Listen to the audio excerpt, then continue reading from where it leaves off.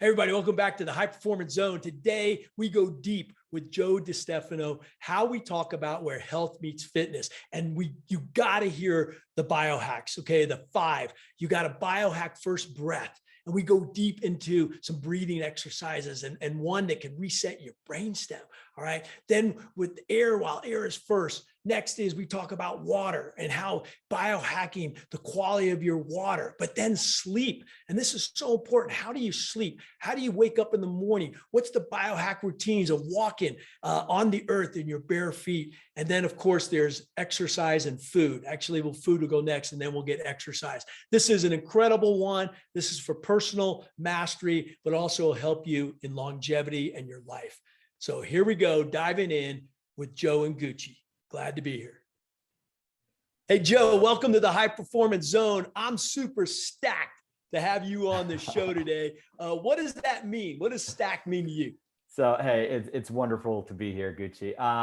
So stacked came from, this sort of hypothesis that I created a long time ago, which is there's kind of two, it's kind of like a yin and yang. The yin side is the stresses in our life or the things that we pile on to our existence accumulate, they stack up in the body.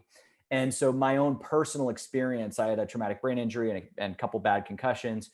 And what happened was I was stringing myself along pretty well, but guess what? When school at the time and training and some stress at home and those things started to stack up, the wheels fell off. So in other words, sometimes something minor, and I wouldn't necessarily call my experience minor, but the symptoms that I have relating to past concussions, if I keep my stress down, if I don't pile too much on my plate, if I make sure I have some restorative and recovery days in my schedule, I can get away with living my best life.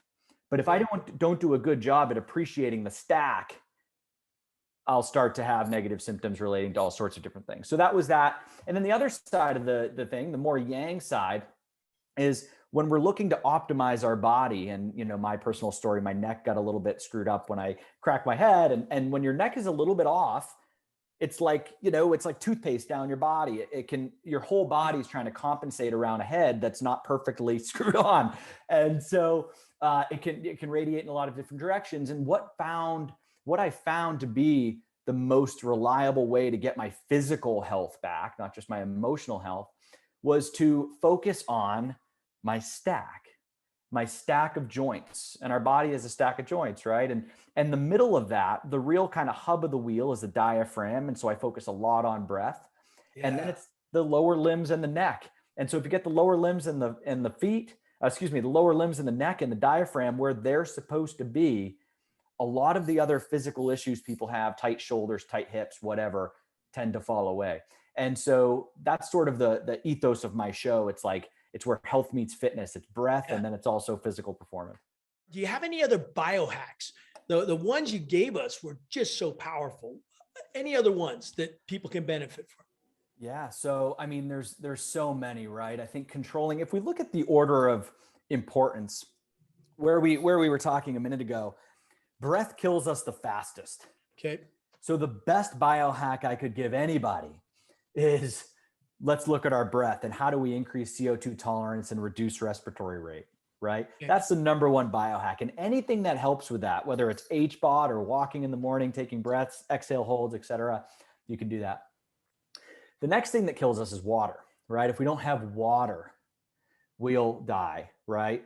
So how do we optimize and biohack our water? Well, our cells have a very particular kind of water that really likes super clean, nice water. So the next biohack on the list would be how do we optimize that? And so what we personally do is we have a kind of extravagant water filter to make sure that our water is very, very, very well filtered. Because if you look at the research into some of the stuff that gets into municipal water supplies and things that end up in our tap water, it's not fun. So our bodies are going to work better if we focus on air. Our bodies are going to work a little bit better if we focus on water. Okay. Next thing would be sleep. Sleep is a massively important piece of the puzzle. And so in terms of biohacks, remember that our body is engineered. Our body isn't engineered to have let me put it this way. When you look at the trend of our health basically falling off a cliff, right? Like a couple of 100 years ago, we were all walking around rather healthy. And then all of a sudden things just went crazy. And we can say it's the sugar, it's the bread, it's the this or that. It's electricity, really. There's an amazing book that was written in 1999 called Lights Out. That is a really interesting, and it's fun to read now because some of the things that she says in the book is just sort of like, wow, she was right about that. So this book, Lights Out, she points out that it was the advent of electricity that actually created the fall off, regardless of what we were reading. And that's kind of part of her hypothesis. But I am big on the fact that we were on this planet for a long time. Biohacking is about putting back what nature or modern life has taken away. So we used to wake up with the sun and pretty much start to wind down when the sun went down. And outside of fire, we really weren't exposed to any forms of artificial light after sunset. And so that's an amazing way right there to biohack our sleep, is to avoid TV screens, avoid bright lights, try to get some incandescent amber bulbs in like your bedroom nightside table lamp. So that when you turn that lamp on at 2 a.m., if you have to run to the bathroom or something, it's not like this like blinding white light that your body might perceive as the sun, right? Because if it perceives it at the sun, you're gonna have a hard time going back to sleep because it's like, hey, you got food to go hunt. So sleep. And then there's just a few other things. You know, I think sleep is an area that I help a lot of people with. And outside of, you know, avoiding TV and bright lights and all that, an important element too is like if you're a hard charging high performer, executive, professional, whatever you are, sometimes we are driven and all day we spend on that gas pedal. It's like pedal to the metal. I'm not touching the brake until bedtime. And when you do that, you can be 100 miles from home, right? You can be 100 miles from what it takes neurologically or chemically or emotionally to actually have a nice night's sleep. So one of the things that I tell people isn't like quit doing all the amazing things you do, but I have people work in intervals. So there's something called Pomodoros, which is 25 minutes of work, 5 minutes of recovery. And so sometimes you'll skip your recovery and do an hour straight of work, or some guys just go straight to the 1 hour of work with the 10-minute break, something like that. But what it does is it allows you to keep yourself in a positive mind state, or not minimally not in fast forward all day. Because if you're in fast forward all day, you're far, far, far from the chemical hormonal place you need to be to go to sleep. So I tell people, if you can every hour just go walk outside, go do 10 pull-ups, go do 25 push-ups, go swing a kettlebell, go do a couple of sprints on the bike every hour, every 2 hours, whatever the number is, you're going to create a scenario where your brain gets a break and then comes back. And so you're not too far from home when you want to go to sleep. That's another important element. And sleep's probably the next one after water that'll kill you the fastest if you don't do it. Last thing's food. Well, maybe not the last thing, but food is it's our best friend. We have to do it every single day, which it's just the way it is. It's why it's funny. I was talking to a guy the other day, and he was talking about his problem with food as it relates to AA and giving up alcohol 100%. And I'm going to give up the cookies 100%. It's like, well, you know, alcoholics, you don't have to drink every day to survive. So the thing with food, when there's anything in the diet that's not supposed to be there, it's not optimal, you can't give up all food. So you're always going to have the inclination. So it's a trickier one. But the easiest way, if there was like a biohack that I would say to help you live longer, which living longer is often related to our glucose levels and how well we control insulin. And so every 3 months, I do either a 3 or a 5 day water fast. Wow. And so you guys have heard about intermittent fasting. It's big Sure. now. And, you know, eating in an 8-hour window and fasting a 16-hour window, or time restricted eating where you kind of eat all your calories within a 4-hour window, whatever the windows are. I kind of live that day to day as well, but I don't lose my mind over it. I think it's healthy till it's stressful. And if you're saying like, it's, you know, I haven't eaten in 15 hours and 10 minutes. I got 50 more minutes before I can eat. Like, you're creating a negative feedback loop and a little bit of a unhealthy relationship with food. So I would rather personally, and a lot of the people that I work with choose to do this as well, do like a 1 day, 24 dinner to dinner, Sunday to Monday, maybe fast per week, and, or a major, say 72 to 5 day fast every 3 months. And what you're going to see there is you're going to see incredible benefits, and you're going to feel like you don't need to worry quite so much about that day-to-day diet. If you're having trouble sticking with a certain plan and losing your mind over it, if you do these sort of really high impact things once a week or every 3 months or daily, if you like intermittent fasting, you can get, it's like a get out of jail free card for whatever may happen in between. So that's a cool way to integrate food. And then we could talk all day about macros and protein and fat and carbs, and everyone's a little bit different. And then the last one is either exercise or hormetic stressors. And I think cold is one that's is personally one of my favorites. It's sitting in that cold plunge or taking that cold shower. I've got a 30-day cold shower kind of protocol on my website.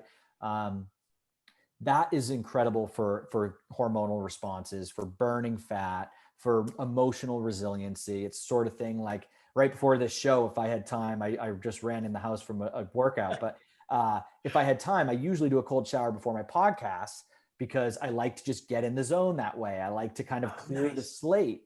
And that's what it does for people. You could be in your head, even if you looked at Twitter that morning, as soon as you woke up, you're in your own head, and you jump in that cold shower and it goes to zero. So cold, hot sauna, the hyperbaric oxygen is great for stuff, but and the last one's exercise. And I think that depending on people's goals, if people just want to be fit, they want to, have some muscle mass on them. I personally think kettlebells are the best biohack because you can just, you can basically, you can go metabolic. We could do 5 rounds of 25 swings and get our heart rate up. We could do presses. We could do goblet squats. So I personally think kettlebells are the way to go in terms of a way to integrate fitness into your life without buying like a whole gym and not using half of it. So.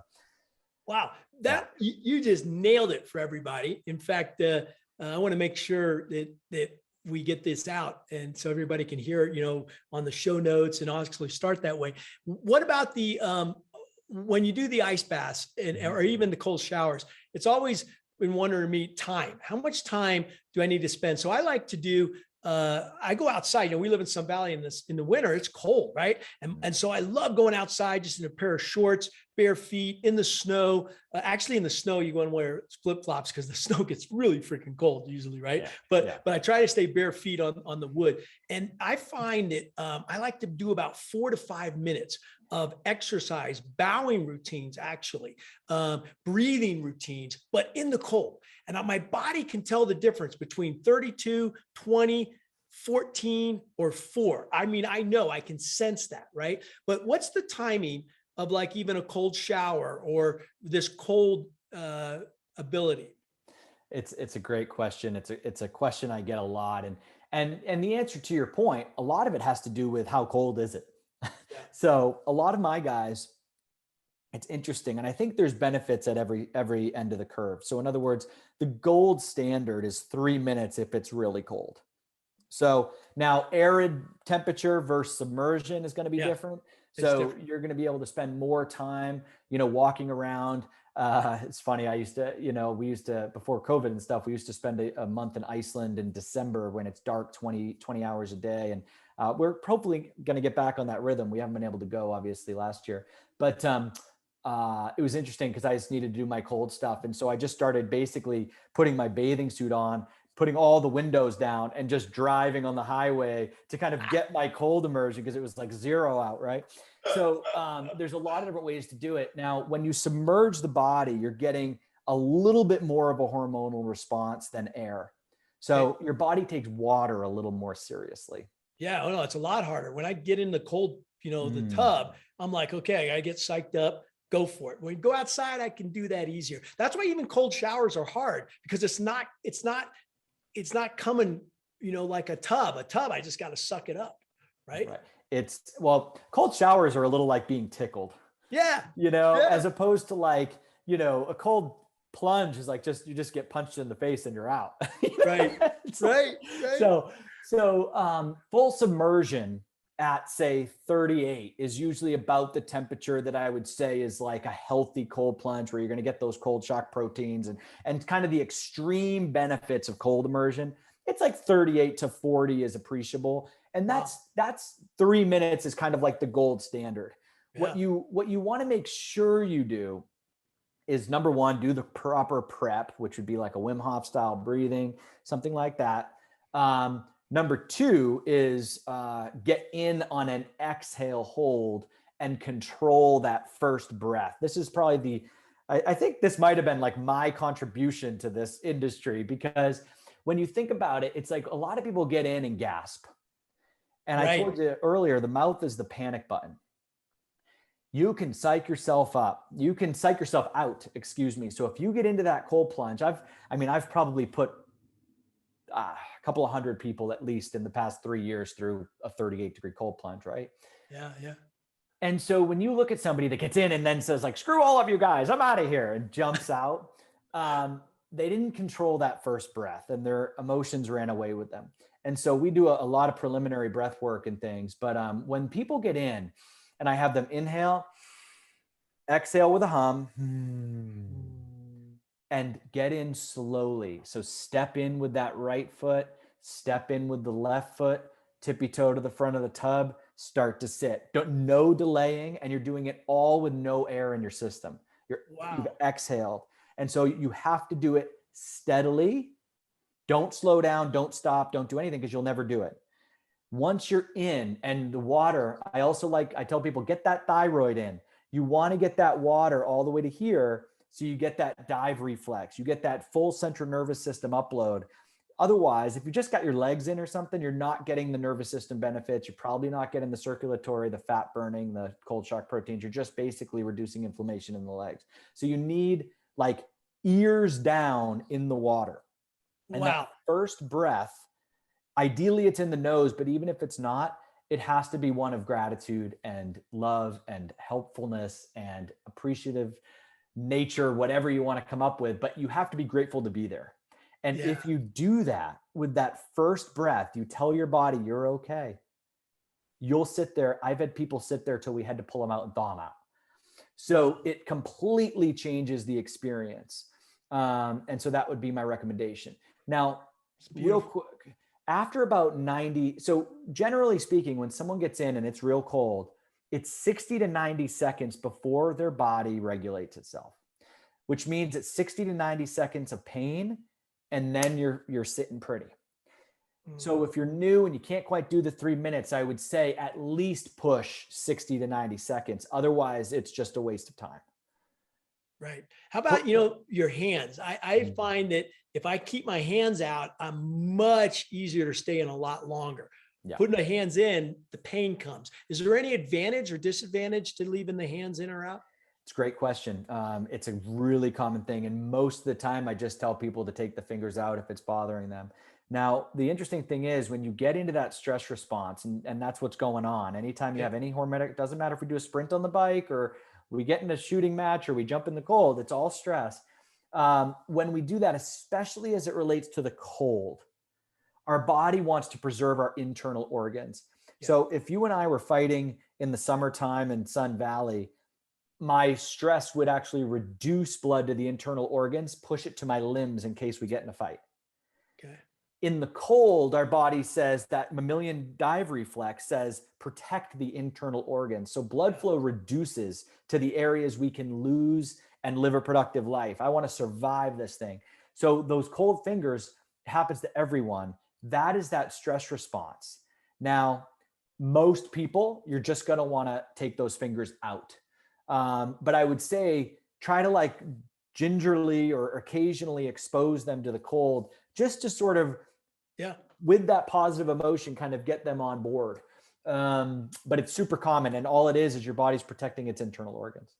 Wow. Wow.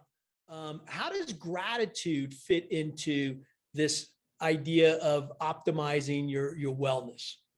Yeah. Well, hey man, there's an amazing question. And can I get a little crazy on you? Yeah. Go raw. Here's the thing. We talked about where health meets fitness. Yeah. And my belief is you actually can't get that body. You can't get the fit body. You can't, and when you get there, you can't be happy with it if you're not healthy. So there's a certain, and that's not to say that Hollywood actors and things don't do extreme things to look a certain way, right? But ultimately, a lot of that, if you look at some of the actors, like in the movie 300 as an example, they looked phenomenal, but a couple of them Hey, I just saw that movie, about 6 months ago. Oh, really? Yeah. Hey, 14 years late, it's all good. That's right. Went into such deep, like adrenal fatigue and made so many concessions in other areas of their life, right? So most of us that want to achieve something, we want to kind of have our cake and eat it too. And so I guess Hollywood actors are a little bit different. But gratitude, the interesting thing, kind of the cornerstone of what I do, is about achieving a high level of fitness and a high level of health. So giving people the ability to kind of have both. Now, as it relates to gratitude, gratitude is perhaps the most important human emotion. And when we think about the way emotion runs through the entire body, it's with each beat of our heart. And so gratitude is a very heart-centered emotion. And when our heart beats, a lot of people talk about heart rate variability. I did a TEDx talk on it 5 or 6 years ago. And heart rate variability is the duration of time between our heartbeats. Okay. And if your heart beats 60 times a minute, you might assume that it's every second, right? Your heart is beating just boom, boom, boom. But if you were actually a scientist messing around and measuring it, you'd see that it's 0.96 seconds, 0.98 seconds, 1.03 seconds. There's these slight deviations in the duration between heartbeats, right? And it is said and believed, and it's true, that the higher the variability in your heart rate, the healthier you tend to be. And this is the activity trackers and the rings and the wrist straps and the chest straps and the things that we use to track our quote recovery. We often look at heart rate variability. Well, interestingly, after 17 years of working with high performers, professional runners, average Joes, I can tell you that heart rate variability has more to do with your emotions than it does what's going on in the gym. And so if you and I just, walked out into my garage and swung kettlebells for 2 hours and did some sprints on the bike or, did 1 million pull-ups, we would perceive that as a hard workout. Now, if you and I left that gym and decided to have a really deep conversation about who we love, what we're grateful for, the amazing things that happened in our life, where we're headed, what the universe has in store for us, we'd probably wake up tomorrow with a pretty strong HRV. But if we left that hard workout and we went and said, hey, let's think of all the things that we're mad at. Let's look at the world and find what's wrong with it and talk about what we would do with it if our HRV would be low. Okay.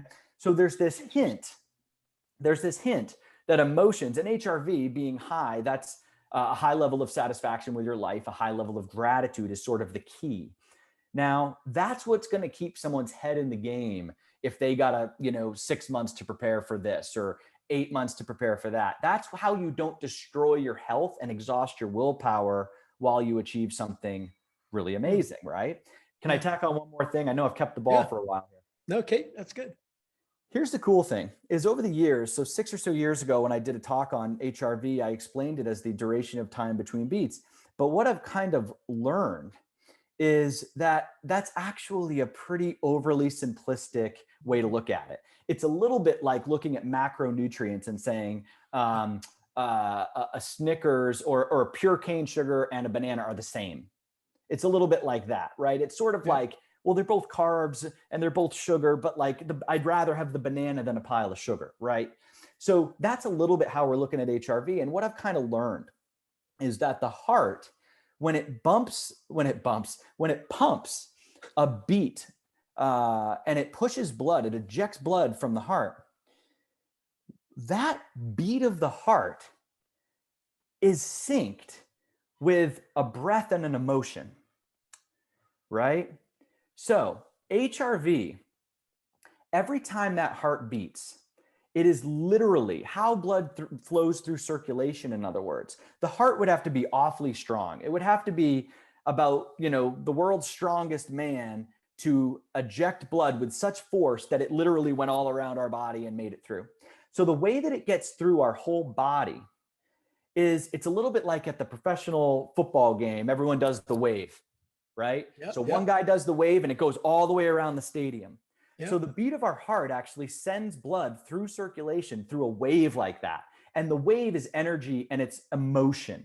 And that's how, like, if you get really angry and your heart starts beating, just anger, it's literally circulating through your whole body, right? And that's the same on the other side of the coin. That's why we can change our state in a single breath. That's why we can begin to change our state. If we put our hands on our heart and we get grateful, we can send gratitude through that wave like it's going around the stadium through every cell in our body. And that's why it's the most powerful emotion. And when we're in gratitude and we're grateful for what we are, who we are, and we're living our life with respect, and we really sincerely appreciate all the opportunities that the universe is giving us, our bodies are going to look a certain way. Our ability to stay on course with challenging things, whether it's giving up coffee or showing up to work or anything else, you're going to have a lot more resilience and a lot more willpower in the tank because it's coming from within instead of being forced. So I know it's long-winded, man, but that's what's going on with gratitude. It's literally the ticket to achieve whatever you want to achieve. Wow. Thanks for all that. Let's unpack some of it. First off, I didn't know heart rate variability. Do you know why having that is better, is healthier? My initial gut would be the opposite. You don't want variability. So why is it? Why do you want variability? So it's a little bit like every wave that crashes on the ocean is a little bit different. Every fingerprint is a little bit different. Every snowflake is a little bit different. This is just what we see in nature. We want this sort of, it's always homeostatic, but it's fluctuating. And when it's not, when water is still or whatever, our emotions, more importantly, aren't fluctuating. When we see the world a certain way and that radiates through us with every breath we take and every beat of our heart, and we have more of our heartbeats being kind of circulated, or more anger or more negative emotions of any kind, it basically makes our heart rate less consistent. And actually, let me make that a little bit more clear. Less consistent. Yes. So less variable. Well, less variable. Because we're always angry, as an example, or we're always victimizing ourselves, or there's an emotion that leads our life. Everyone kind of has an emotion that guides them, right? Like some people run on guilt and other people run on optimism. And it's just the kind of way it is. But here's the real thing is the nervous system has two branches. One of them is what we call fight or flight, and one of them is rest and digest. You're probably familiar with that. A lot of people hear about— Wait, I missed it. Fight or flight or rest and unrest. Is that what you said? Rest and digest. Rest and digest. Okay, I got it. So rest and digest, or there's a few other names for it, but more or less, we've got a gas pedal and a brake, our nervous system, the way that it goes, right? And gas is, everything is good. I'm safe. I'm secure. I'm not being threatened in any way. I'm optimistic. I'm happy, etc. And then we've got the brake, which is there a lion chasing me? Is there a threat? And through evolution, the human body, we've been through a lot, right? We've been through ice ages and everything else. And so our nervous system, that brake, we're a little bit of an untrusting species, right? So by default, our body will always err on the side of like, I'd rather, if something's startling me or scaring me, or I'm angry, or I'm nervous about my finances, or I'm stressed at work, we internalize that in a certain way and we activate that stress response. Okay. Right. That stress response has an impact on heart rate, and it tends to, over time, increase heart rate, increase blood pressure, right? And so that side of the nervous system that responds to threats, and over the course of the last 2.6 million years, most threats and most stressors came and went rather quickly. I either escaped from the lion or I was the lion's lunch. If someone's attacking my village or my tribe, whatever, we would fight them and hopefully win. But like the chronic stress is new. So the way that our nervous system kind of evolved, it's when we encounter stress, we basically put health aside. We downregulate immune system. We downregulate a lot of this variability. We stop sexual function. We more or less stop investing our resources and energy in long-term building projects like better skin, hair, nails, different things like that, muscle building, right? Yep. When we're stressed, it's more, I'm gonna protect my internal organs, or just the opposite. I'm gonna send the blood to the extremities so I can run away. So Yeah. there's all sorts of adaptations, which reduces digestion.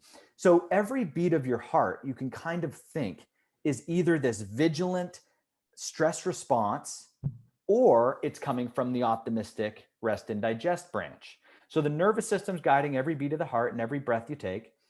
And it's more or less one or the other. And those nervous systems are kind of arm wrestling over each beat. Yep. All right. So it's always like, are we safe? Are we safe? Are we safe?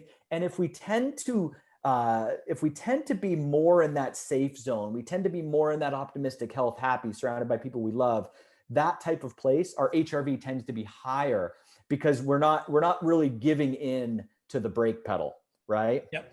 But when the brake is on, man, we have the brake pinned, and we inhibit a lot of those optimistic feelings and a lot of that positive energy and that digestion and that sexual function and that optimism and that the positive brain neurochemistry that goes on there. So the reason why low HRV means less health is because that the nervous system is just pinned to one side. Okay. All right. Hey, let's go. You mentioned, and it's a song, right? By you too. Every breath you take. Okay. Every breath you take. Let's talk about you like to talk about how powerful the breath is, right? Yeah. So let's dive right into that. First off, why is it powerful? And can you give us some exercises? You and me, let's go, man. Let's practice our breath work and tell me, what do I need to do and why does it help me? Well, here's an interesting thing, right? Have you heard of the blue zones? Yes, So I have. it's the areas of the world where people live longer, where the people live the longest. You know, Okinawa, Japan, Sardinia off the coast of Italy, Greece. There's a few more. There's a few more that aren't really popularized either, and I have my own hypotheses why they might not be popular ones. But it's interesting how when we look at the blue zones, we tend to gravitate towards how the blue zones eat. Right? This is kind of the foundation of the Mediterranean diet. A handful of the blue zones are in the Mediterranean, so it must be the food. When you look at the Okinawans, they tend to eat they eat a pretty low fat diet. So we tend to, look at them and say, well, that's a good reason to have a low fat, plant rich diet, right? Yep.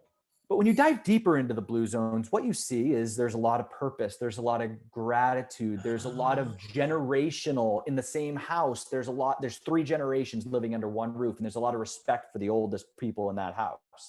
Right. So there's a lot of other pieces of the puzzle that tend to be interesting to me.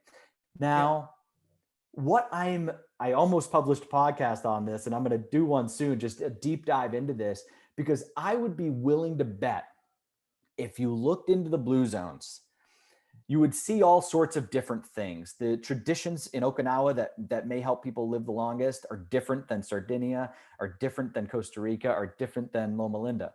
But my guess is the commonality between all of these areas of the world where people tend to live the longest, it's respiratory rate. That's an interesting hypothesis. This is cool. I've never heard anybody say this. Okay, go for it. What do you mean? Tell me. So when our lives are stressful, when we lack purpose, when we don't have long-standing tradition, when we don't have respect for our elders, when we have a lot of these things that have been around in humanity for a long time, and clean food and nice wine, right? That's another piece of it. But unhealthy wine, unhealthy food, unhealthy family units, they all cause stress in the body. Right. And stress in the body increases respiratory rate, right? So whatever they may be eating, whatever traditions they may have, it's boiling down to a lower respiratory rate. Now, when you look at some of the animals on the planet that live the longest, they have the lowest respiratory rates. When you look at the animals in the world, give me some examples. Which like ones a turtle. Are? Like a turtle or like a blue whale, these things that live like 150 to 200 years. What is their respiratory rates? It could be as low as 2 breaths a minute.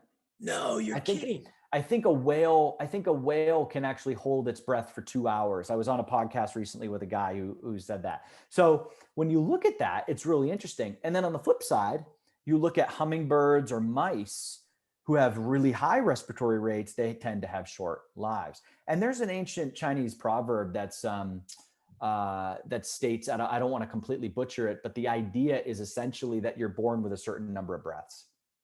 Oh, interesting. And if you wear them out, you wear them out. And if you wear them out at 40, and if you think about respiratory rate, it's an area that I watch in my personal coaching clients a lot, because as you get it down, people feel less stress in their day-to-day lives.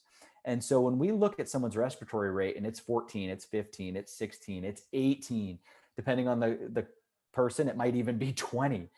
If you get that down close to 10, you're going to feel a lot better, and you're going to live a lot more sort of purposeful life almost instantly. So what is, let's talk with humans first. What would be a normal breath rate?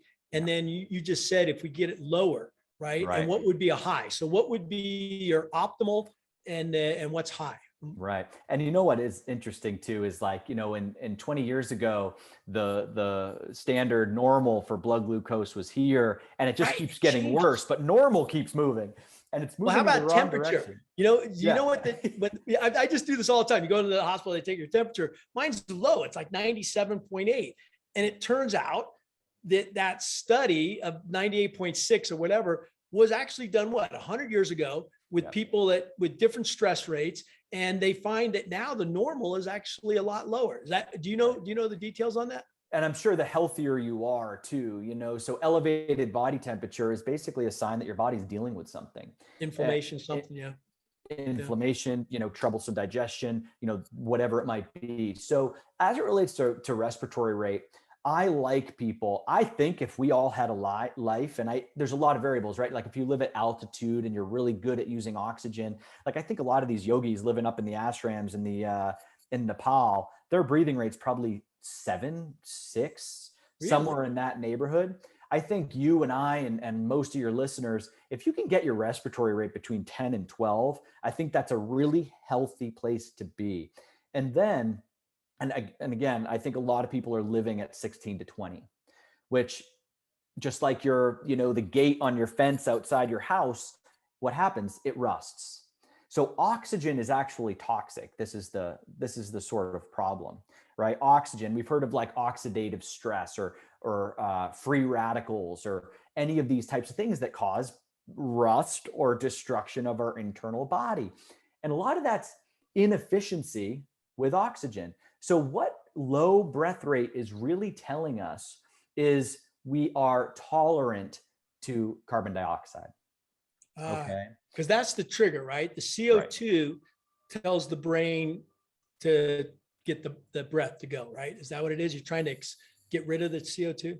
It's interesting because CO2, here's the thing. I went to, my undergrads in exercise physiology. I was taught that it's a waste gas. It's this thing that we exhale. The funny thing is, when you dive into, there's something called the Bohr Effect, which is essentially carbon dioxide, ironically, is actually the thing that gets the oxygen from the blood into the cells.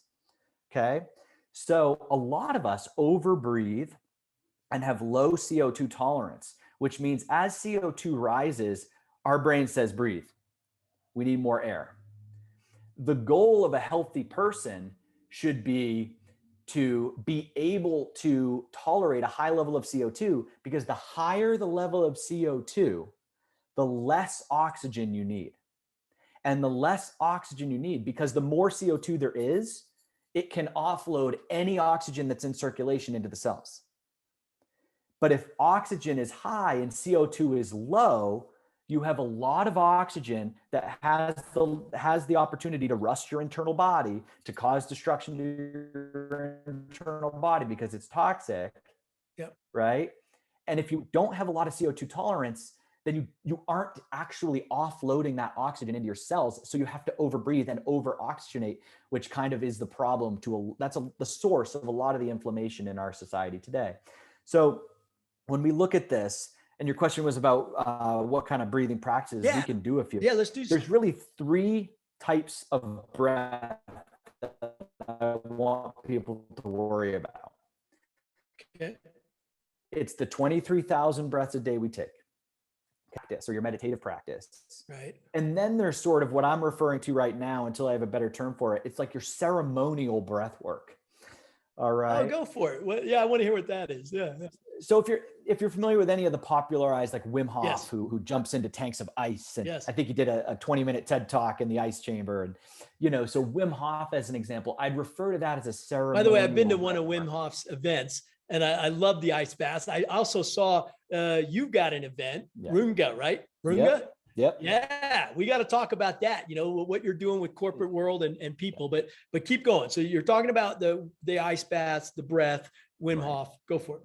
So ceremonial, what I would call breath work, which would be the type of thing Wim Hof is teaching, which is amazing and can absolutely add to your resilience. And I've been to his workshops too. It's an amazing thing. But that's the piece. That's what you're doing before you jump in an ice bath. That's what you're doing to, before you go into a boxing match. That's what you're doing before you maybe go into a workout, when you need to really ramp yourself up. But what about the other 23,000 breaths a day, right? And so when we look at this, the number one thing that I would love people to do isn't to go from the couch or wherever they are right now, not focused on breathing, to, a ceremonial breath routine, which is the course a lot of people take. I want them to focus on every breath they're taking. And I want them to focus on this. The number one thing, I think we would completely flip global health if we just pushed people to breathe more out of their nose. So that's what I was going to ask you. Actually, I was just going through my mind right now. Should I be breathing out of my nose or my mouth? So why would you want to breathe out of your nose? So your nose is an amazing thing, right? And if don't make fun of mine, mine's been broken a few times. You can probably tell. So whenever I'm on podcasts like this, I'm like, man, I gotta get my nose fixed. But I got hit with a lot of different footballs, baseballs, everything else.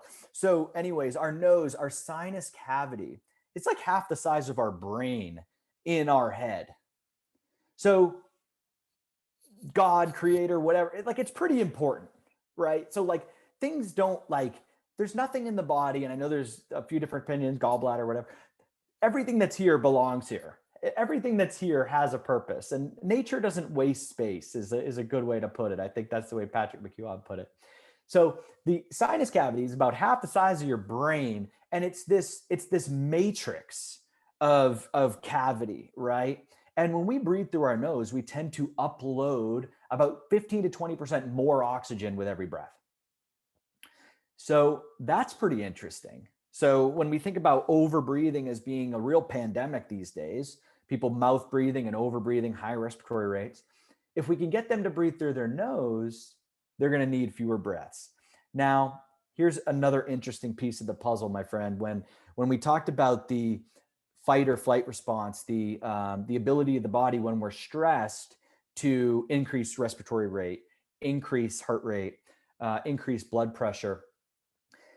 No one that's stressed and running from a lion, which would be like the evolutionary version of stress, is going to breathe through their nose. They're going to take big mouth breaths because they're panicking, and the mouth causes a cascade of hormones that numb us to pain, that reduce our creativity, that reduce our capacity for love and positive emotion, because we're running from a lion. And if I get too in my head about running from a lion instead of doing what I need to do to escape emotionally, I'm going to become his lunch. So we can, when we're stressed enough, we can run through a patch of thorns. We could run through a wall, but without that adrenaline, we couldn't. And the mouth is the panic button. So the mouth is this thing that elicits that cascade. It's one of the first things that happens when we get really stressed. And if you startled me on the street, what would I do? So what we do is we immediately go to the mouth. The interesting thing, the brain, the body, our physiology, our evolution wants us to survive the moment.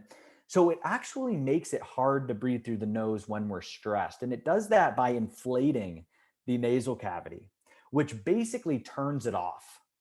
And so when people have been living in a stressful existence, and they have been mouth breathing for any reason, there's a lot of reasons, chicken or the egg, and there's a lot of pieces of that puzzle.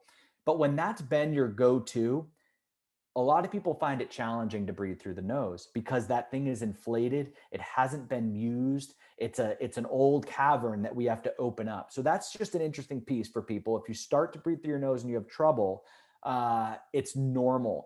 But one of the most important things to do is to keep trying.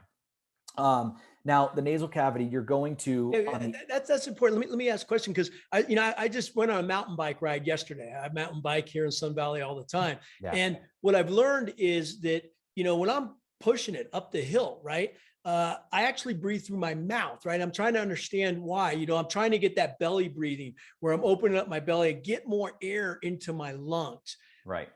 And that's maybe because I'm stressed, and that's the response I need, physically stressed. Or, I understand what you're trying to say is that breathing through your nose more than the mouth.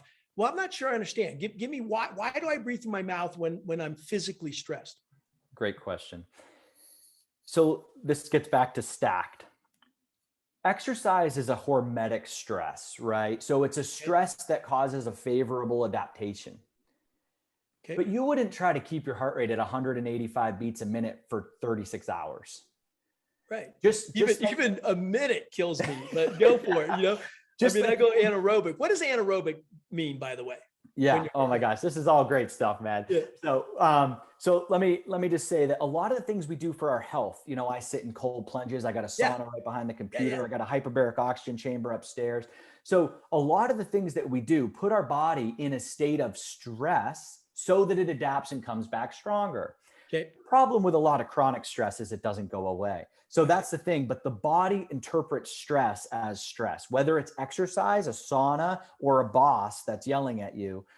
It's all stress to the body. Now, you asked an amazing question. Aerobic, anaerobic, what's the deal here? There's a guy named Phil Maffetone who created a really reliable formula. A lot of formulas don't really work out that well. Like max heart rate, they say is 220 minus your age and that kind of stuff. Almost every athlete that's a high performer is exceeding that. And it's not necessarily true. But Phil Maffetone's formula for max aerobic heart rate is 180 minus your age. And I found it to be pretty reliable. Fit guys like you might have to add 5 beats to it. You might, if you're a competitive Ironman, you might be able to add 8 or 10 beats to it. But generally speaking, 180 minus your age is the max heart rate that you can power aerobically. Oh, interesting. Okay? Yeah, right. Now, aerobic exercise, fully aerobic exercise, does not produce the hydrogen and the byproduct, what people refer to as lactic acid or lactic acid burn. Yep. Aerobic exercise really doesn't produce very much lactic acid. Now, there's another variable called the lactic threshold, which is the heart rate at which you cannot buffer the acidity being created by the working muscles at the rate you're producing it. All right. And it's a rate of 4 millimoles per deciliter of lactic acid in the blood. That's the official lactic threshold. Now, that heart rate is about the heart rate. If you run as hard as you can for 30 minutes and you take an average heart rate, that's about your lactic threshold. You'll be 1 beat below your lactic threshold because you're running as hard as you can for 30 minutes. And you're running at the intensity that you can support through buffering of that lactic acid. So you've got 1 heart rate here, 180 minus your age. Anything below that is fully aerobic. You could do it for hours. Okay. You've got the lactic threshold. Anything above it, you can only do for a couple of minutes. It's purely anaerobic. Okay. Everything in the middle is a blend of the two. So if I'm 36 years old, and I take that, so let's call it 144 would be like my max aerobic heart rate, right? Yep. That means 144 is my max aerobic heart rate. If I'm operating at 154, 10 beats are coming from anaerobic metabolism. If I go 10 more, 20 beats are coming from anaerobic metabolism, right? So that's kind of the way to think about it. In between, you're piling more and more on, or I should maybe say percent. And then when you get to the lactic threshold, you're 100% anaerobic. Wow. What? Let me tack one more thing on. Yeah, I'm so sorry. So what I've found, and it's interesting, we talked about the movie 300, right? Mm-hmm. Well, Stephen Pressfield, I spent 8 years at a company called Spartan Race, and I got really obsessed with the ancient Greeks. Oh, nice. And Stephen Pressfield has a book called The Warrior Ethos.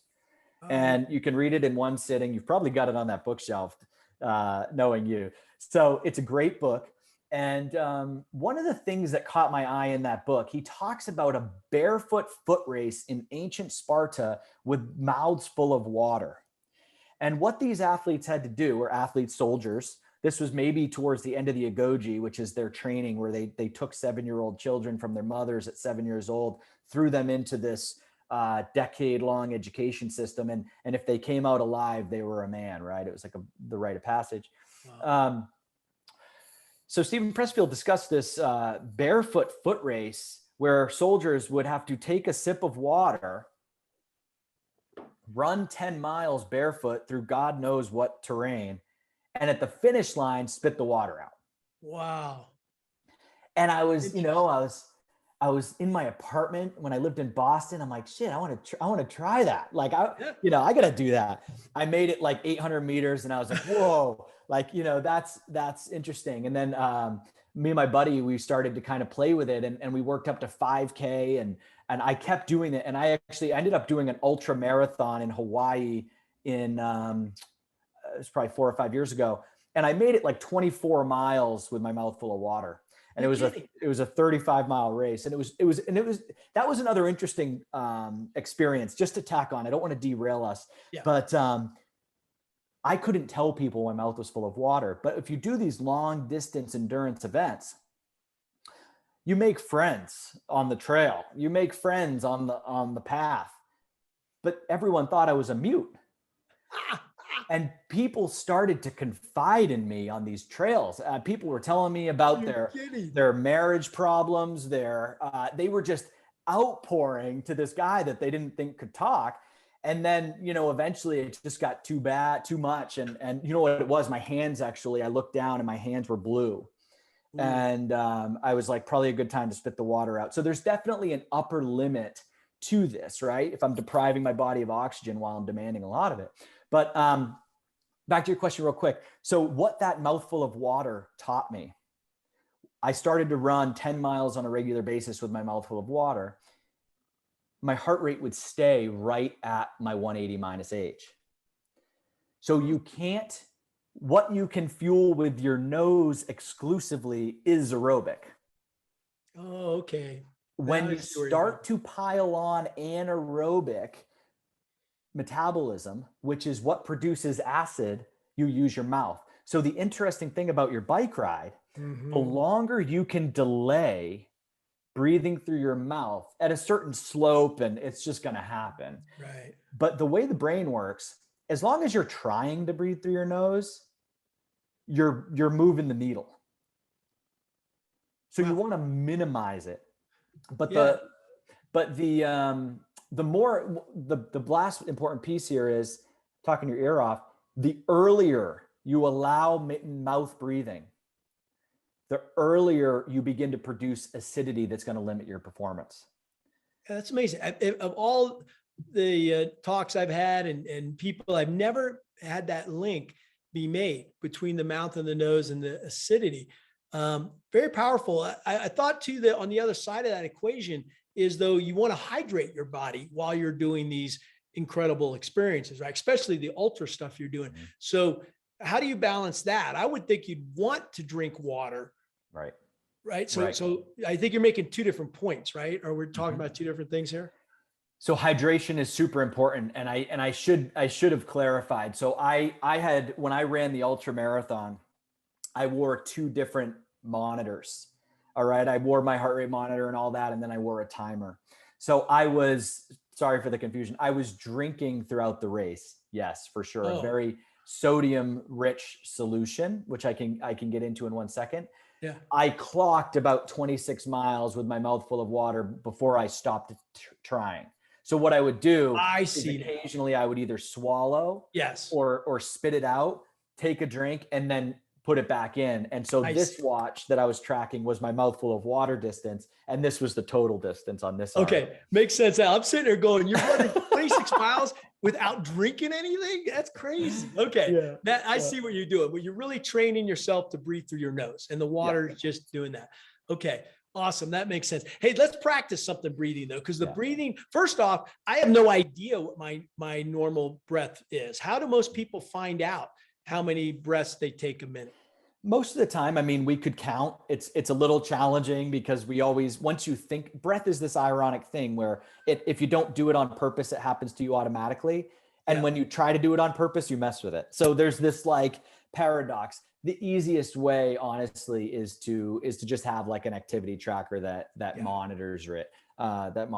Especially at night. You can wake up and get your sort of average respiratory rate, and those monitors now are, a lot of people are wearing them, and they're pretty neat. Now, it's not to say that counting isn't accurate. It's probably the most scalable for if there's a million people listening to this show. I mean, that's probably the easiest way to do it. It might not be totally perfect. Now, and respiratory rate during sleep is also a really important piece. Now, as it relates to shifting this, one of the most important pieces of the puzzle is, just like exercise, just like the sauna, just like the chamber, just like whatever we do to improve our health through hormetic stress, when we deprive our body or we create a demand that it's not used to, it gets stronger, it adapts, it improves. And it's the same thing with the air. So it's just like fasting from food. One of the most effective ways, and it happens quickly, because breath kills us the quickest. If we stop breathing altogether, we die pretty quickly. If we stop drinking water, I'm going to make it a week. Yeah. If I stop eating food, I might even make it a month.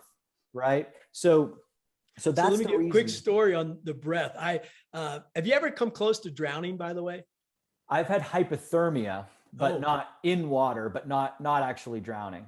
Yeah. So this idea of the breath became really real to me. Part of my Navy flight training is they put you in a mock-up of a helicopter, and they drop it into a pool, but it's really survival training. And then the helicopter, fills up with water, because they're teaching you how to egress from in case you need to, and you wait. You're supposed to take your you let the thing is, you don't want to try to get out while the water's coming in. So this could be helpful with someone in a car, right, if they drive into a river or something like that, because you'll just be fighting it. So the idea is, get a reference point so you know where the heck you are, up, down, sideways. As the water's coming in, take one big deep last breath, wait for it to settle down, and then find your way out, push your way out, and come up. So that in itself is actually no big deal, because you got your senses with you, and you kind of figure that out. So that's the first one. Then get this. The second one is,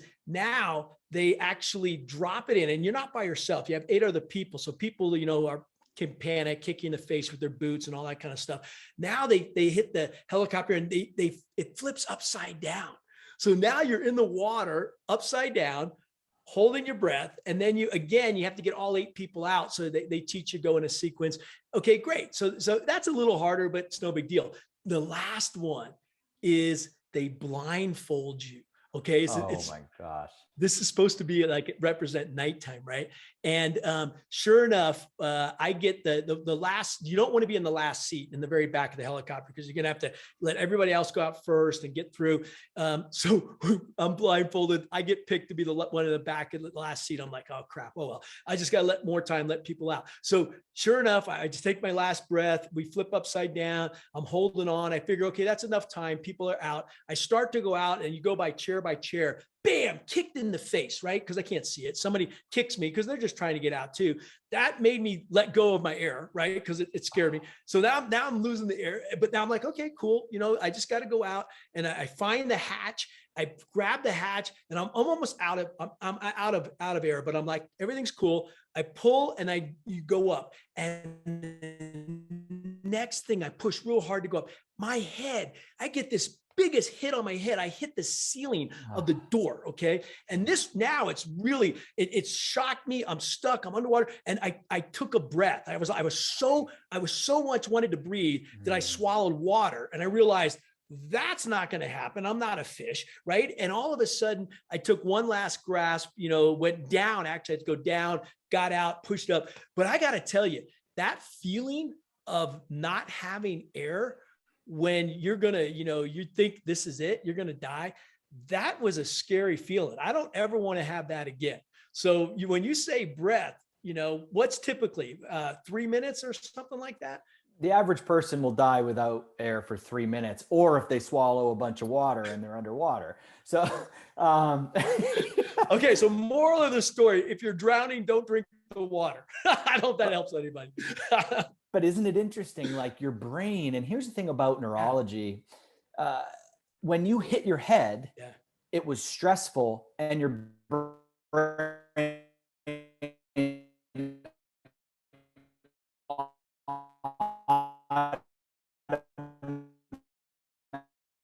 automatically, even though it was in its worst interest, told you to take a big, get a head injury, and you, for me, fracture your skull and you have this injury, your body actually reduces blood flow to the area because it's like that area is already messed up. But Yeah. blood flow is what you need to heal. But Right. that's the sort of thing, just like you taking that breath, we don't worry about what's going on in other areas. We just focus on what we think is going to give us our best opportunity to survive. And so it's interesting when it works kind of against us. Now, in that vein, so those types of stressors, and my wife had a near drowning, I was going to mention, in Australia, and when she was a kid, and she's still dealing with, she's in all sorts of different programs right now, just trying to release that trauma, because it's interesting how the brainstem never forgets these things, right? And and this sort of comes from HRV as well. When we look at HRV and we look at somebody and we're doing everything right, they've got their breathing where it's supposed to be, and their HRV still won't improve, they've got something locked in the brainstem. They've got a trauma. They've got something from their past. Might be an injury, might be a near drowning, might be some form of abuse, whatever it is. But until you release it, the HRV basically hits a ceiling. It's really interesting. The brainstem never forgets. So it might be cool to do a breath with you to help resync the brainstem. Yeah, let's do it.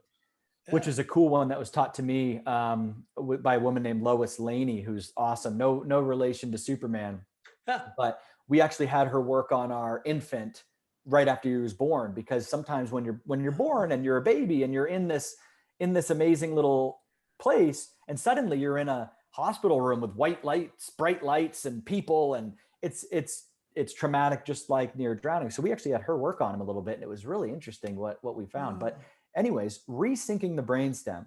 So when we take a breath, inhale through our nose, inhale. The natural indication here, and again, we're going to increase oxygen saturation by 15 to 20% by breathing through our nose. When we exhale through our nose, we produce a gas called nitric oxide, which improves athletic performance. It's why aerobic athletes and mountain bikers and people consume beets or cordyceps mushrooms or anything like that to increase their aerobic capacity. When we exhale through our nose, we produce a gas called nitric oxide. And so this breathing drill that's kind of interesting is inhale through the nose, exhale through the nose, hold it out. So we go into a little bit of an air hunger. And when your brain tells you to swallow, which will happen automatically, just like when you took that gasp of air, swallow. And this is how you resync your brainstem. You do that 3 or 4 times when you're in a period of stress, and it's a good way to get your brainstem back online. We'll do one more. It's just inhale through the nose. Let's do it together. I'm doing it. It feels good. Go for it. Yeah. Inhale through the nose. Exhale through the nose, and you can even hum it a little. And the brain will probably ask for you to swallow before it asks for you to breathe. And so just go ahead and do that, and then go right into the next breath.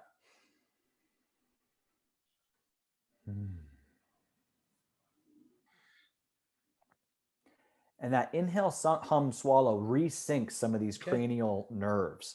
Now I could hold my breath longer if I wanted to. So when do you judge, the brain was saying, hey, it's about time, of course I could gut it out. So what are you trying to do at that point? Great question. So step 1 would be resync the brainstem, get them online, get those cranial nerves firing. Okay.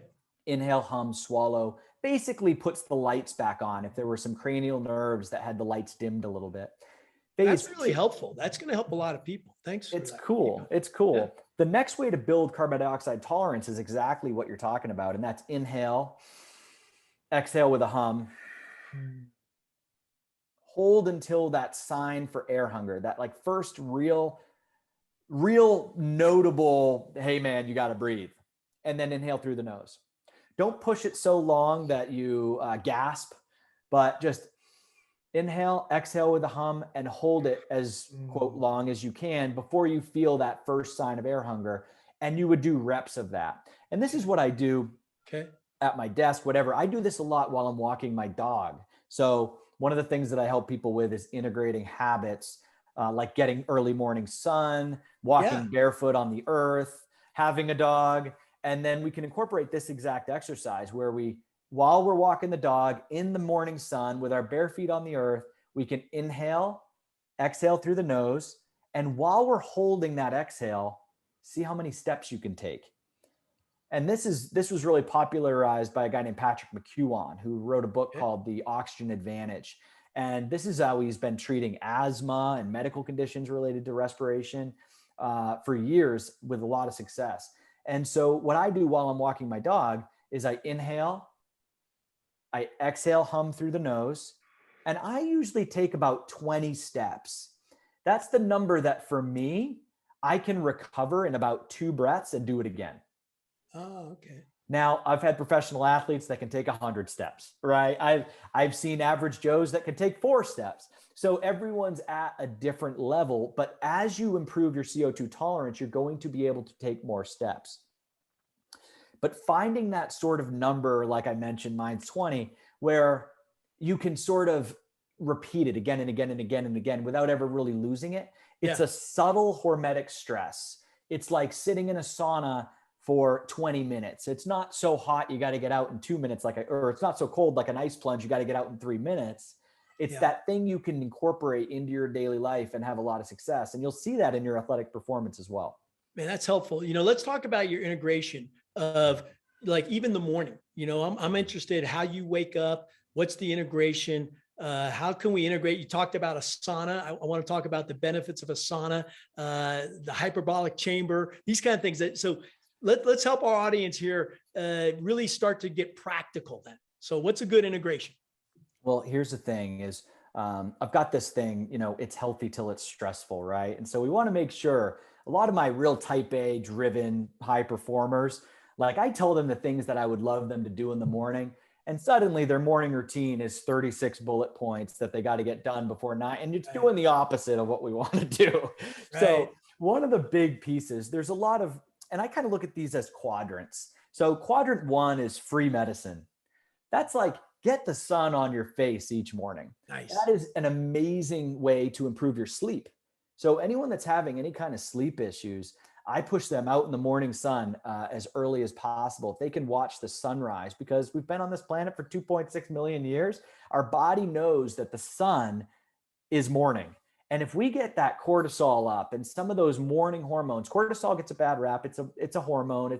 We don't want to get it down to 0. A lot of people's is out of control, but we want a proper rhythm of hormones. Yeah. And if we get good sun exposure in the morning, we're going to get those hormones up, which means they're going to tend to fall where they're supposed to fall later. Yeah. But if we don't get that morning sun, our body's like, is it 8 a.m. or 2:30 p.m.? I don't even know.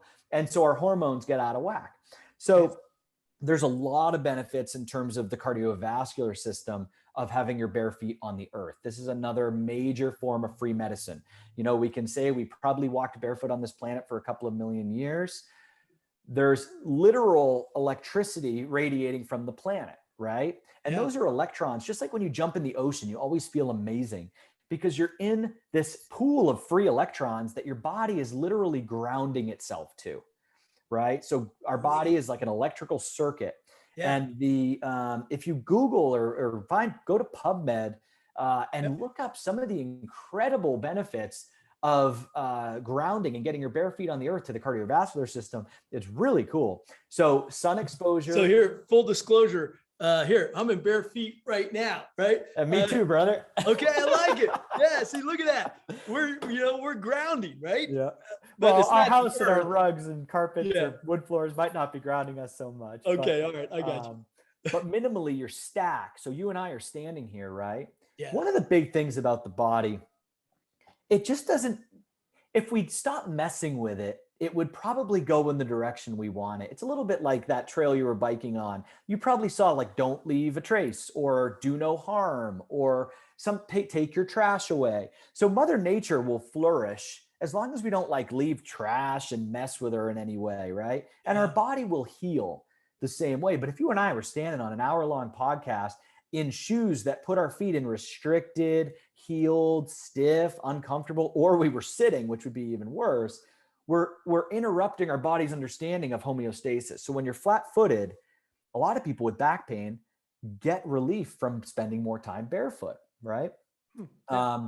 So in terms of the free medicine in the morning routine, when we look at like getting your bare feet on the earth, getting early morning sun exposure, incorporating a couple of mindful breaths, because a lot of times, you know, we roll out of bed and check our phone, and that would be like leaving your trash on the side of the trail. Like you're starting a new day. Don't mess with it. Don't look at Twitter. Don't look at the stuff yet. So spending an hour or two away from your phone is actually, even if you've got kids like me now, and, you know, your day seems to, you know, sometimes the day starts in rewind, sometimes it starts in fast forward. Not looking at your phone for an hour or two is one of the most incredible ways to just make sure you can start on your own terms.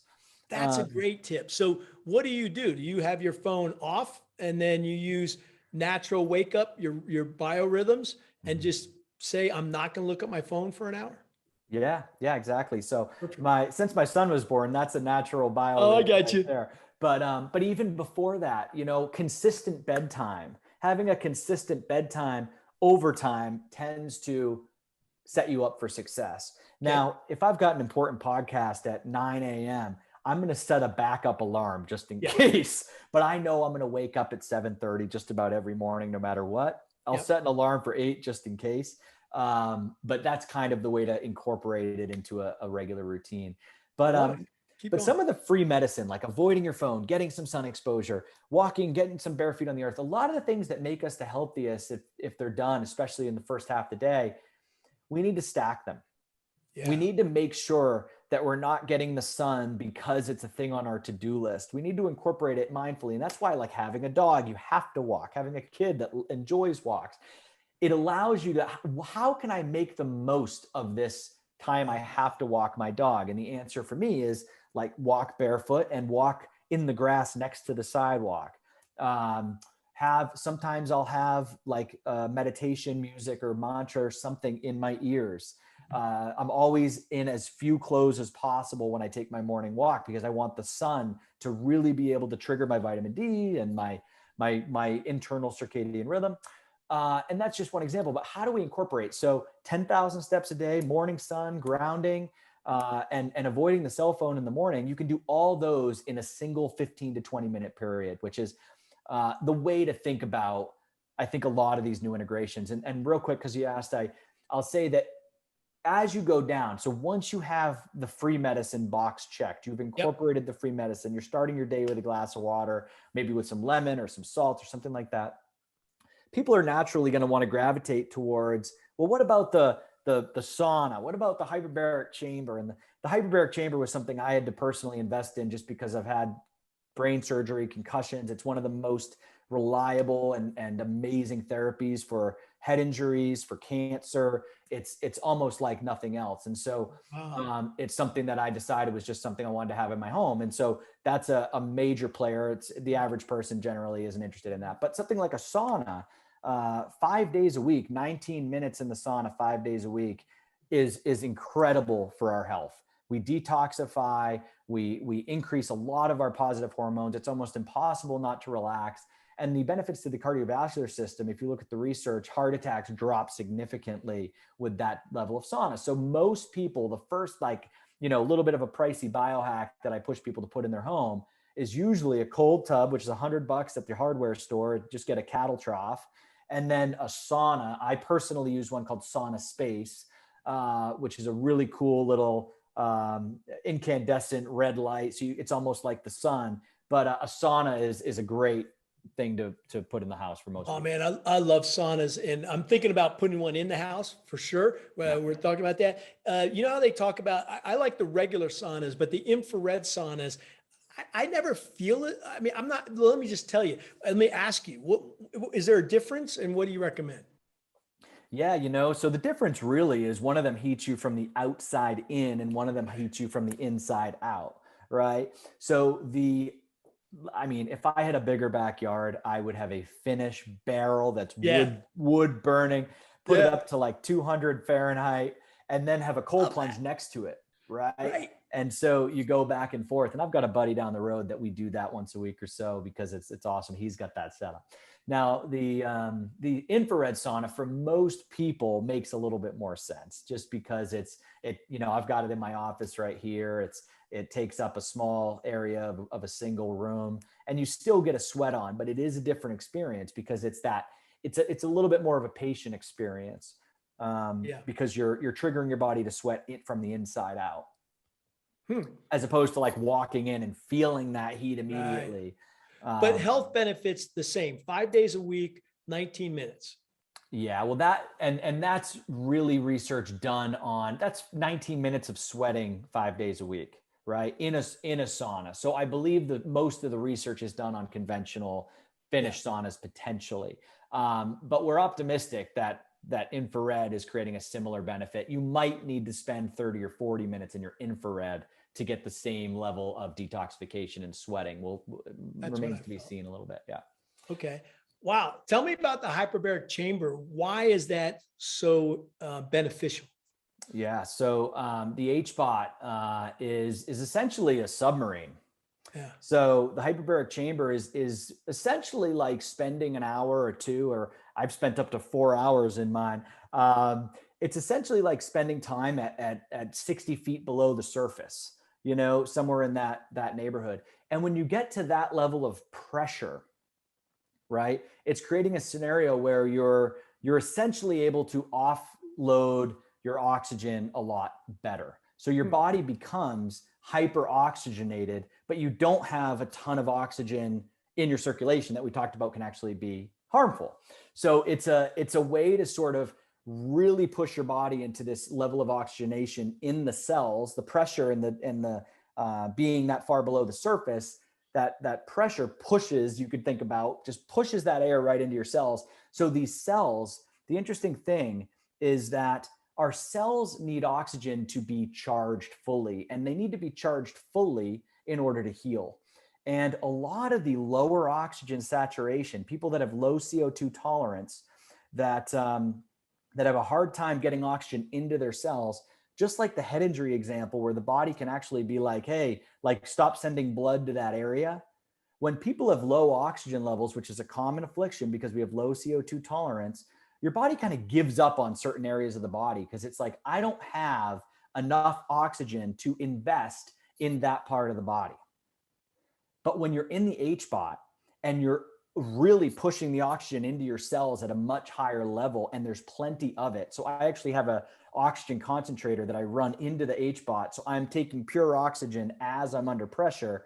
Wow. So my body is essentially hyperoxygenated, and all those areas of my body, which is why it's so great for post-surgery recovery, everything else, any area of the body that's a little bit under the weather, we can actually give your body the resources to hyperoxygenate that area that it's probably reduced oxygen to through our adaptations and the way our brain works.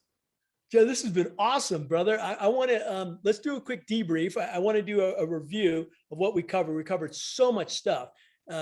So the biohack I thought was unbelievable, right?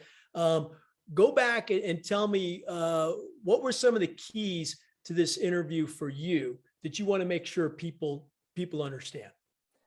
Great question, man. And it's interesting. I don't think I've ever dove into so many buckets in one show. So I appreciate you, brother. That's so cool. I mean, usually the show is about one of these areas, right? Yeah. And so it's very exciting for me to be here and be able to share these tips with your audience and with you. And I just, you pulled it out of me and you allowed us to stay on task and really share a lot of information. So I'm grateful for that and for you. What I would say is I think that the biggest thing, again, because life is about priorities and maximizing in any single area. So if we look at somebody that makes their living off their body and flies through the air in Vegas to make their living, as an example, it's very easy for them to maximize that area. What do I need? What do I need to do to make sure at 11 p.m. on a stage, I can soar through the air and put on the show I need to. And what tends to happen when we maximize is, well, I'm going to take 3 Red Bulls before the performance. I'm going to, I'm not going to eat anything. I'm going to, X, Y. And we do things that actually might not be in line with our big picture. Right. And I think this happens all the time, especially as it relates to diet, because when people want to biohack or integrate something new into their longevity plan or health plan or health, whatever, fitness plan, we often don't appreciate kind of the real ambition, which most people that want to get fit, as an example, just want to live a long time, live happy, live pain-free, etc. So I guess what I'm saying is making sure you start where you are and with the areas of life that are going to carry the most weight and have the most impact is really probably the biggest takeaway from this. So like if you're new to exercise or you're new to nutrition, like don't start tomorrow with a 3-day water fast. Right. Start with the breath, then the water, then your sleep, and optimize in the order in which your body needs this attention. Because hard exercise and deciding if you're going to be 50% carb or 30% carb, it's way cart before the horse for most people. So our body likes low-level physical activity. The people in the blue zones, they don't do CrossFit, but what they do is they garden, they take 10,000 steps a day, they move. So I guess what I'm saying is we got to start with the foundation. And the foundation really is air, water, sleep, and light movement and non-harmful food choices. So whatever diet you plan, avoiding harm is more important than adding the best green juice in the world, which is something I talk about sometimes. But that's probably, I guess, the biggest takeaway I want people to have. Yeah, that's awesome. That's awesome. You got any quotes or mantras that you live by that you can share with the audience? What are some mantras or quotes that you live by? There's 2. My dad, probably the biggest thing he ever taught me was don't force anything. And so that has stood with me it's probably the thing that like guides my life the most, is just sort of like, don't force anything. And the other thing is everything that's happening to me is happening to me for my ultimate good. Yeah. And so that has been, I was on a show recently and someone said like, what was the thing like that, if it happened to you, or if you could have not had it happen to you, your life, like what would you change about your life? I think if there was one thing that happened that you wouldn't have wanted. And I thought for a while, and I realized after, I didn't say fracturing my skull and having my skull fragments tweezed out of the surface of my brain. Like I didn't say that because that highly negative experience sent me into a world where I learned and explored every single thing I just shared with you guys.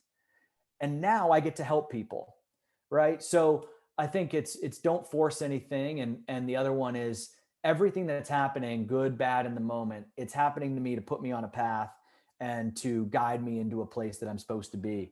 And so that would be probably the big 2. What about you? Yeah, actually, what I was just going on, thanks for re-asking that. The one is that, every obstacle or challenge is actually there so you can get better and to embrace it. And it's hard, right? Because it's hard when you have those. And I love the idea of thinking of people as angels. They're there to help you, and usually the ones that are triggering you or pissing you off are there to help you the most. Right? Because you're meant to learn something about this, right? Yeah. So and the last one for me, and I'd like to wrap on this, is the glad to be here, living in that state of appreciation and gratitude. Yeah. I just want to say thank you. This has been awesome. I can't wait. I want to have you back and we can get into nutrition because I really do want to unpack that. But your breadth of expertise, hey, I just said it there, starting with the breath, has been phenomenal. And Joe, buddy, thank you. You do so much good work for so many people. In fact, I want to make sure they know how to get a hold of you. We'll put it in the show notes. But what's the best way that people can engage with you? It's Coach Joe DI that's .com, that's on Facebook, that's on Instagram. You mentioned our business, which is called Runga, Runga. Our website and our Instagram is Runga Life, which you can find there as well. That's our live events business, which 2020 went to a halt, but now we're back, which we're super excited about. We're having a gathering in October here in Austin, Texas. Well, I think Eb's going to be there, right? Yeah. Yeah. Yep. That's how we got hooked up. Actually, a part of it. I mean, I've had him on my show. I know you've been on his. Yep. What a great guy. Ebb and Flow is the podcast. Right? I've got a lot of love for him. So yeah, he's coming down, and who knows, maybe we'll drag you down. Let's get you down here. So yeah, man. But yeah, it's Coach Joe DI on major platforms. And I also have for people that have questions or anything else, I always talk about you can just email me at hey, HEY at coachjoedi.com. And I've got someone that sifts through those, but a lot of them make it to me. And, feel free to send thoughts there or questions. And sometimes those questions that go to that email account, I use for podcasts. So I might not answer a question that comes in, but I'll do a whole show on it sometimes. And so if people really want to get a hold of me, that's where they can find me. How about last thing is, what are you grateful for right now? Why are you glad to be here? I'm grateful for you, man. I feel honored and privileged to share this time with you and get to know you a little bit better. I've got your book here. I'm not all the way through it yet, but no, I appreciate just what you're putting out, man. And you, again, it's so funny how all of this information I shared, I didn't prep for this show or anything else. Like you pulled it out of me. And so in these types of cooperative environments, I make you hopefully your best, and you definitely made me my best today, which as a podcaster, and I've got a show too, it's like, that's my job, is how do I make the most of this hour for my listeners, and how do I extract the most information possible from somebody? And there's an energy that allows that to happen. And so I'm just glad to be here, and I'm grateful for you and the patience and the questions and the genuine interest in my work that you brought to this podcast, because that's ultimately how we were both able to share everything we were able to share with your audience. So and I'm grateful for Greg and your whole team. That's honestly, as a podcast guest, it's also been a really cool experience. I mean, I'm on the show this week, the shirt showed up, I was like, wow, like I really feel special here. And so I think that's another element where you set me up for success. And I'd never, of all the podcasts I've been on, and I've 150 episodes of my own, I've never sent a guest a shirt to say, hey, thank you. And so I think you primed me for success, and then you pulled it out of me when we arrived. So appreciate you, John. That's awesome, brother. Let's stay connected. We will. I love what you're putting out in the world. We'll get together. We'll make some stuff happen. You're making a big difference. This has been a joy, and we've learned a lot, and you've changed my life in one podcast. You've actually changed my life with that breath exercise. I'm going to be doing it. So thank you very much. Glad to be here, buddy. Glad to be here, John.